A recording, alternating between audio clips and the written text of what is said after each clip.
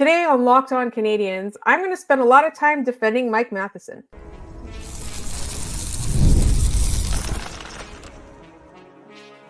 You're Locked On Canadiens, your daily podcast on the Montreal Canadiens, part of the Locked On Podcast Network, your team every day. Hi there, everyone, and welcome to episode 1162 of Locked On Canadiens. We want to thank everyone for making us your first listen of the day every day. As you know, we are free and available wherever you get your podcasts, as well as on YouTube. And today's episode is brought to you by Gametime. Download the Gametime app, create an account, and use code LOCKEDONNHL for $20 off your first purchase. What time is it? Game time. My name is Laura Saba, also known as The Active Stick, and I'm joined, as always, by the wonderful Ian Boisvert, also known as Maybe It's Ian. Ian, we've got a lot to talk about today, and I think some people might get mad at us. Yeah, you mentioned it off the top. Mike Matheson is a very interesting figure for the Montreal Canadiens right now, especially among the fans who I think are clamoring for more Lane Hutson. So it'll be interesting to get into that. I think that's part of the problem. So later on in this episode, we're going to talk about something a listener brought up about passing on this team. And then a little bit later, the PWHL schedule is out. We're going to talk about the Montreal games and then kind of set up the Laval games for this weekend. I know it's a bit of a ways away, but we've got a lot to talk about this week. So we really wanted to get that out of the way fairly early in the week. So the first thing that I want to talk about is Mike Matheson. And I think, Ian, you kind of really brought forth one of the major reasons why we do talk about Mike Matheson in the way that we do, is that whether or not it's true, it is seen as he's taking up a roster spot from somebody, right? Like not necessarily Lane Hutson specifically, but you're talking about this team, you're talking about how it's a young core. Like Mike Matheson and David Savard are the only players on this defense that whose age begins with a 3. I'm pretty sure they're all 25 or under, right? Yeah. So I think for me, the biggest thing is that Mike Matheson kind of symbolizes the limbo. It symbolizes this weird period between the start of the rebuild where everyone was talking about draft picks and tanking, and then the point where they start contending. So how much do you think that has to do with the way we kind of, the tone of the Mike Matheson discourse? I think that's a really important part about, the context surrounding Mike Matheson. I also think, I bring it up from time to time. Our real introduction to Mike Matheson was that tweet where it was Guess Who, and everyone thought it was Cole Caulfield. And our first interaction about Mike Matheson was disappointment, which is unfortunate. I think looking back on it, it was pretty funny. But I do think that some Canadiens fans might see him as something that's keeping them in the past. But I wholeheartedly disagree. Mike Matheson plays like where this game is headed. He's not Ben Sherratt. He's not some dinosaur who's out there just boat anchoring this team. There were some nights last year where he was their best player. There's going to be a lot of nights this year where he is their best player because he does have the ability to just turn it on. I get fans want to see more Lane Hutson, but maybe consider this. Mike Matheson is still playing right now, and we are still getting a lot of Lane Hutson. How much more could you want to see? I get the power play. He's getting power play time. He's getting power play opportunities. I do not care what unit he's on at this point. Especially because why mess anything up? 4 games in, they have a power play goal in each game. So I'm very much not on board with the, jettisoning him out of town for no reason. Rhetoric. Right. And I think another part of this is that I mentioned David Savard earlier and how, they're kind of the dads on this team. I think another part of this is that both Mike Matheson and David Savard are players who are being called upon to do more than they're truly capable of, right? In an ideal scenario where you have an ideal lineup, Mike Matheson would not be playing the number of minutes that he's playing. David Savard's pairings would look very different. And, I think that there's still value for both of them. and particularly Mike Matheson on this team, I just think that the rest of the lineup that they have necessarily means that they're they're being given an assignment that, it's kind of like it's a 300 level course, but they're being given a 500 level assignment. Yeah.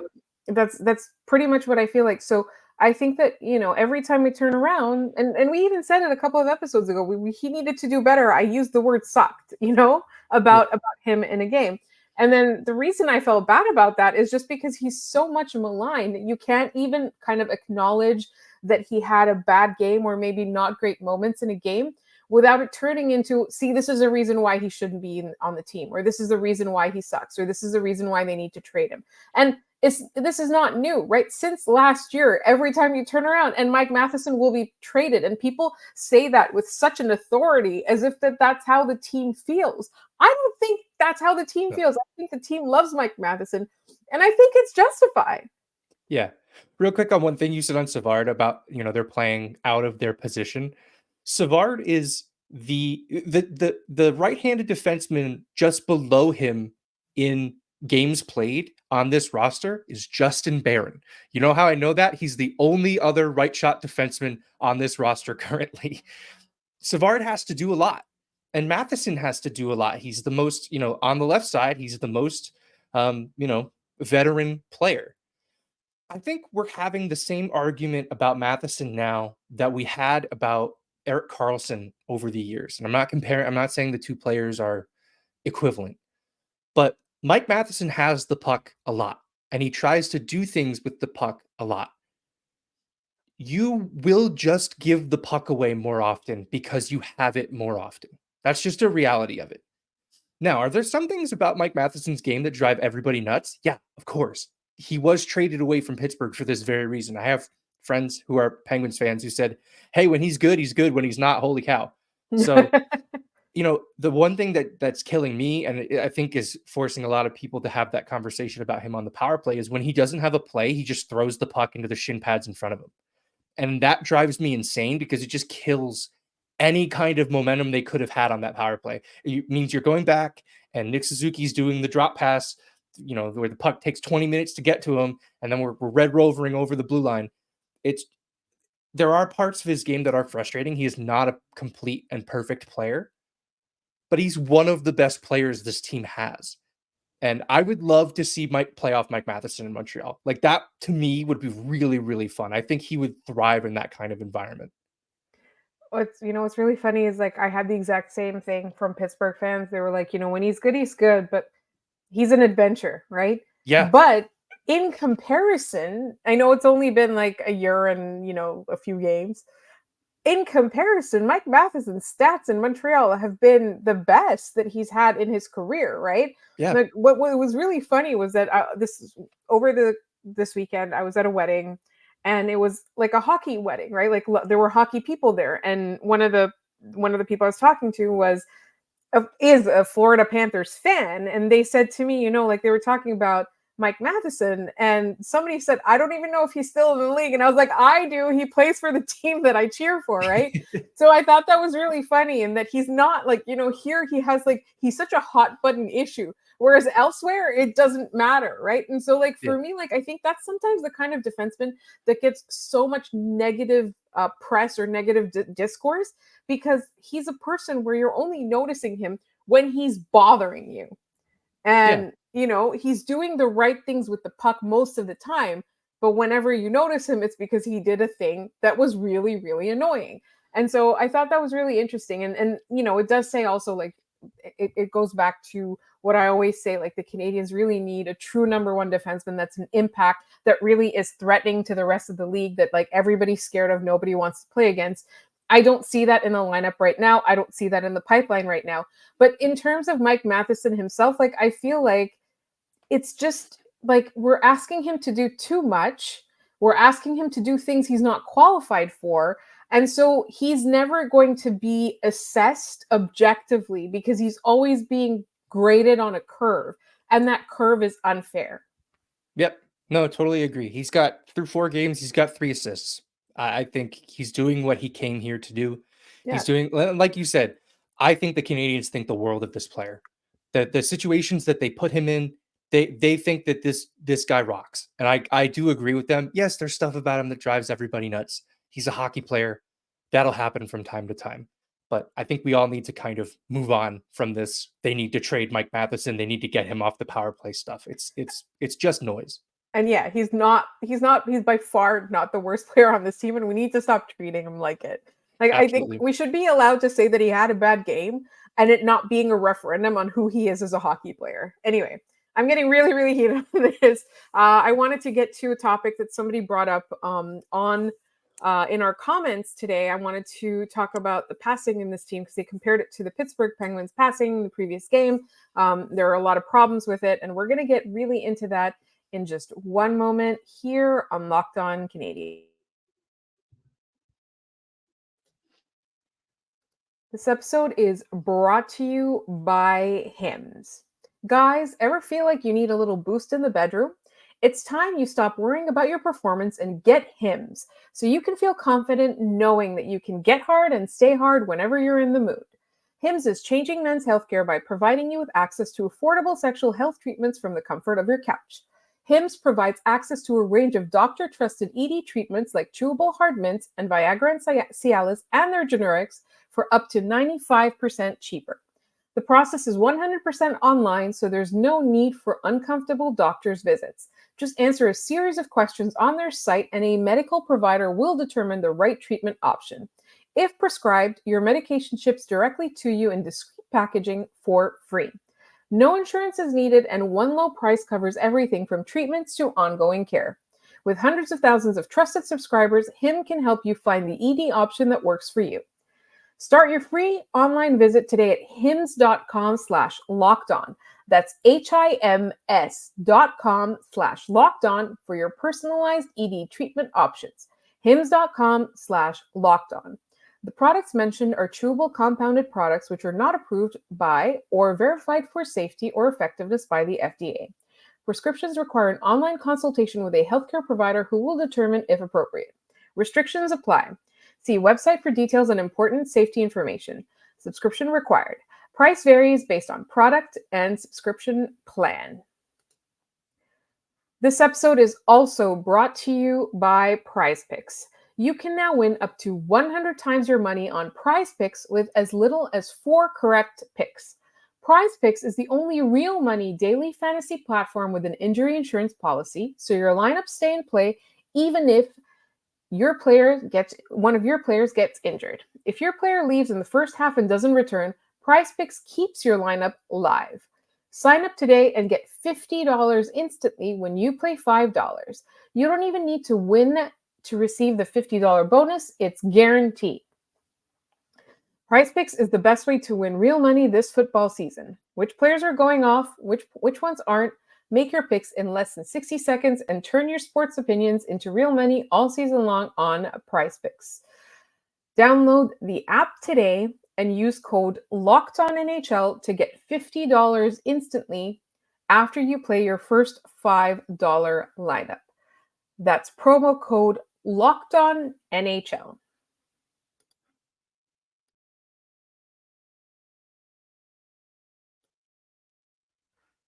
All right, let's get into some, I guess, like this is kind of going to be the first time we kind of get into a micro analysis of the game, or an analysis of the game at a micro level.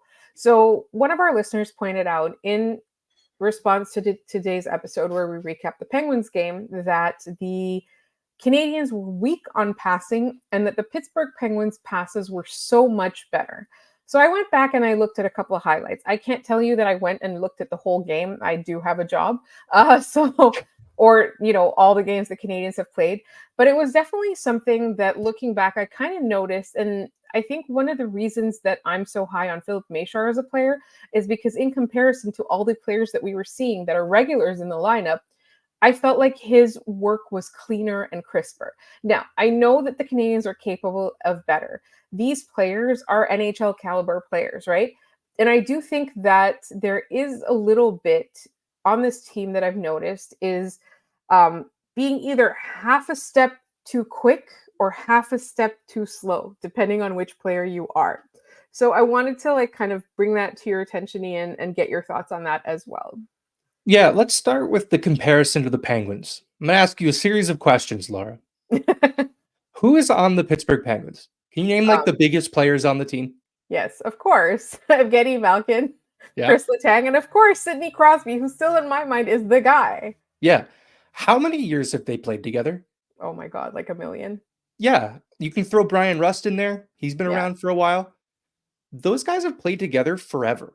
They have almost Sedin-like understandings of where each other are.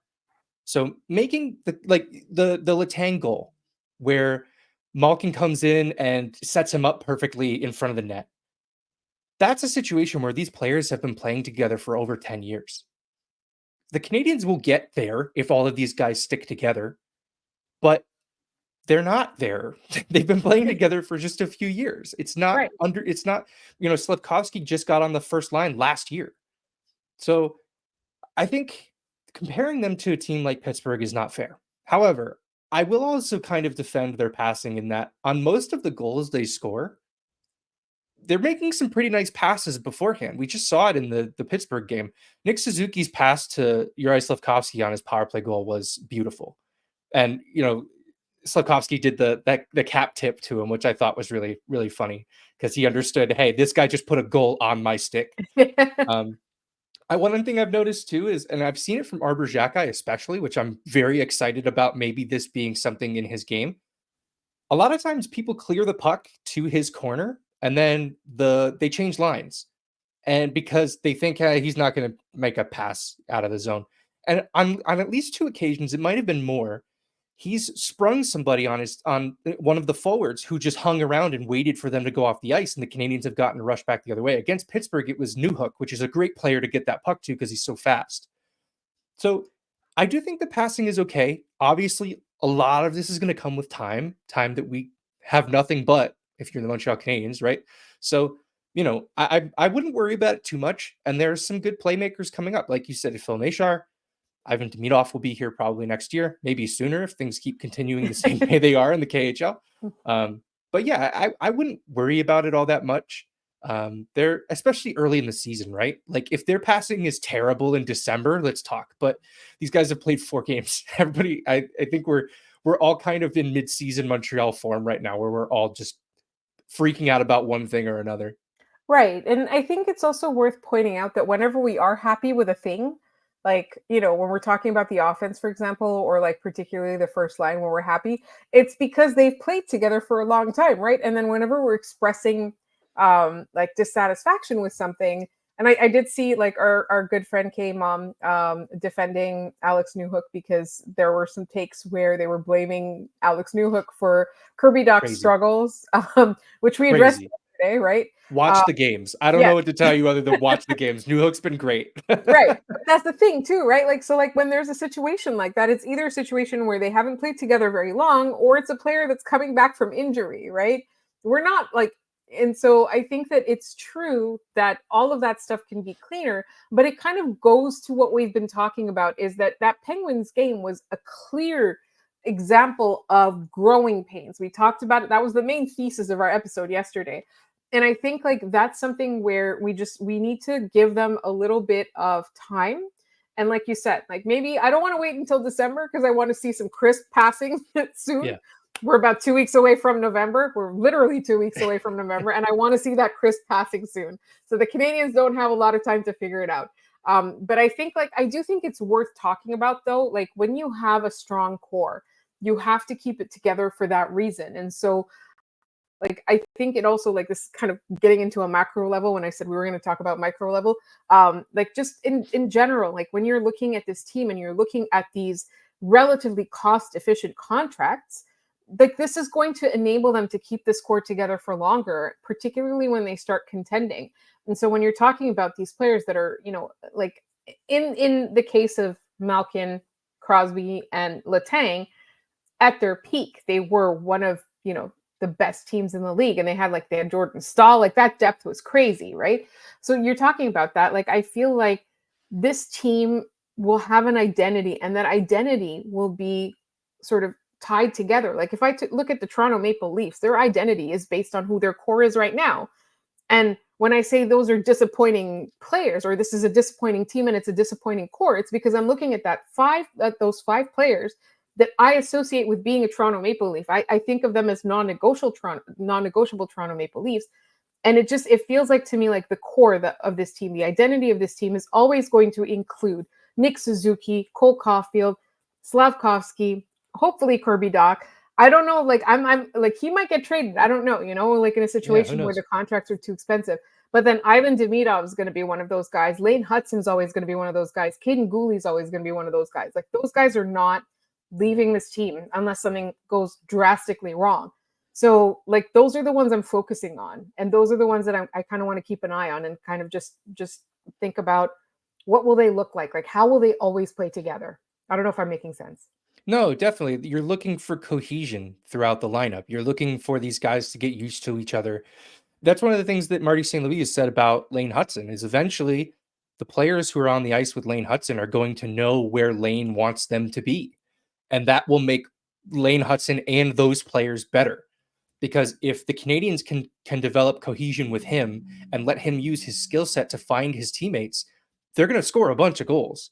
So especially when they're putting it on the stick of an Ivan Demidov or a Cole Caulfield or a Patty Laine, so there's hope that the Canadiens offense can run through some of their more potent defensemen. Logan Mailloux appears to be something like that. Maybe we'll check in on that in our final segment. But again, like I'm not all that worried because we have to keep thinking big picture here. This is not Game 7 of the Stanley Cup final. It's not even Game 7 of the 24-25 season. We need to pump the brakes a little bit. Carey Price said chill. I'm going to say everybody needs to chill. Oh man, good times. That takes me way back. Yeah, that was the stuff right there. He's still your mom's favorite player. That was the best. Carey Price forever, man. That ruled. Yeah, he's so unflappable. All right. In our next segment, which is going to be a little bit shorter than usual because we talked so much about passing, apparently. We're going to talk a little bit about the PWHL schedule, and quickly talk about Laval, particularly, we talked about Logan Mailloux, and that's coming up in just one moment.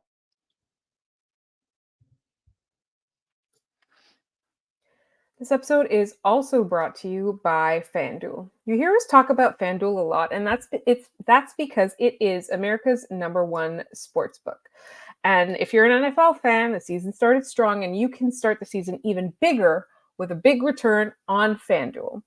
When you get a hunch in the middle of the game, you can check out the latest stats, view live play-by-play, and so much more on the same page where you place your bets. You'll get started with $200 in bonus bets guaranteed when you place your first $5 bet. Visit FanDuel.com to get started. And I'm going to say that again, just in case you didn't believe me. You'll get started with $200 in bonus bets guaranteed when you place your first $5 bet. That's FanDuel.com.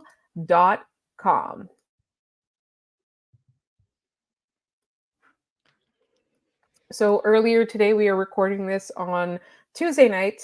The PWHL released their schedule, and there's a bunch of exciting stuff in store for Montreal Victoire fans. The first thing, and I think the biggest thing for me, was that the season has expanded. So previously, each team played 24 games, and now it's going up to 30, which means that we're going to see a lot more games. And I think one of the key things, particularly in Montreal, is that they're now all going to be played at Place Bell except for 2. And I think for me, the main thing about that is the fact that Place Bell hosts just so many more people than the auditorium in Verdun. Verdun was pretty accessible for people living, on the island, but Laval is still really, really easy to get to with the metro. It's a great time. It's a great arena. It's got so many more, I don't want to call it real hockey stuff, but the concessions, the seating, the sight lines, everything about Place Bell screams true hockey, right? And so I think it's a huge step for the Victoire to be able to play in an arena like that. And it's just going to make the season just so much more fun. And I do want to kind of draw attention to the 2 games, though, that they haven't announced where they are. So I think it's a safe bet that at least one of those games is going to be at the Bell Center. It's just weird that it hasn't been confirmed, but I think the same thing happened last year where like we found out a bit later that it was at the Bell Center.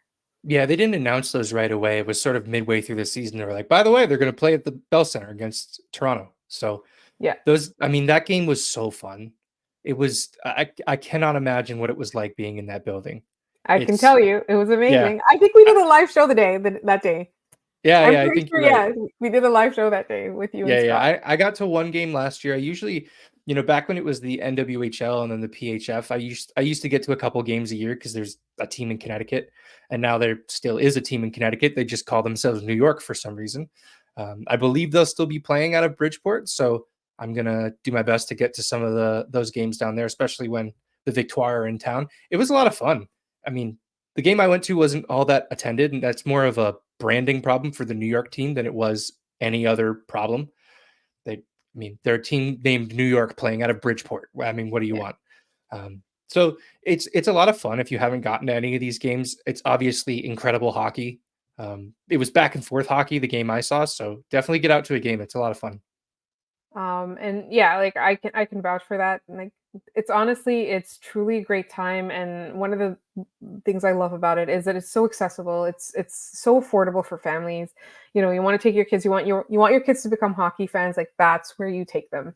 And Laval, you can take the metro there. It is kind of a scam that now we have to pay for getting off the island, but it's still way cheaper than trying to park there. And also, it's not going to take you 7 million years trying to get parking there because rush hour is it's really tough. So definitely like take the metro up to Laval, see some games. You'll probably see me at some of them, really depending on if my responsibilities for this podcast can be sort of handled around it or not.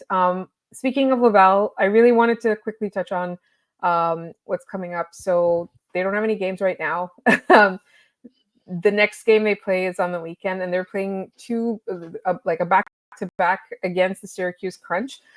So I feel like what I really wanted to kind of talk about was how are Logan Mailloux and Joshua Roy doing?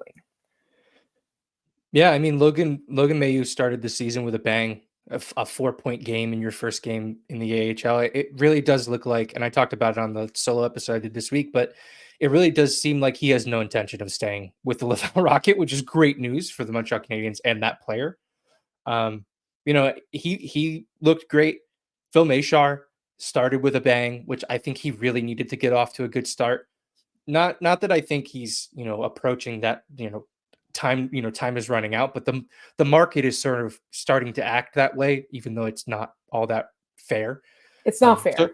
it's always good to silence those doubters a little bit, especially early on in a season, get off on the right foot. They look like they're going to be a really fun team this year, and I'm hoping that they can go on a long playoff run. Last year didn't work out that way, but we're just a year removed from like Primo going on a run and winning a bunch of games and getting them to the semis. I bet Dobish could do the same. He seems just as capable. So I think it'll be a lot of fun. I'm looking forward to getting some. I'm actually going to get to one of the games in Hartford in December, so I'll get to see them up close and personal. And I hope by that time there's no Logan Mailloux on the team.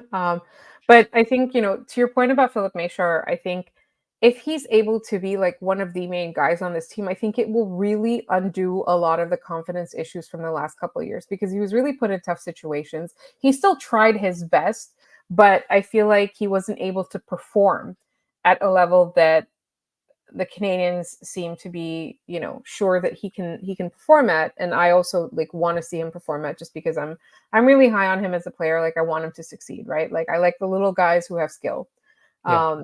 So we'll keep an eye on that and Joshua Roy, but we are running out of time. So I really quickly wanted to get to our trivia. Like yesterday, it was my turn to come up with a question. And I asked the 1993 Stanley Cup final was played in two forums. One of them was the Montreal one. And the answer to the question, which one was the other one, is the Great West Forum, which I had somehow completely forgotten that was even a place and that it was where the LA Kings used to play. Yeah. So that was our trivia for yesterday. Ian, do you have a guy ready for today? Yes, I do. But I do also want to point out that Marku888 had the answer in our YouTube comments. So Marku, congratulations. You win yesterday's trivia. Today's trivia, we're sticking with guys that were on Montreal and Los Angeles. This player went from LA to Montreal to Washington to Chicago. LA, Montreal, Washington, Chicago.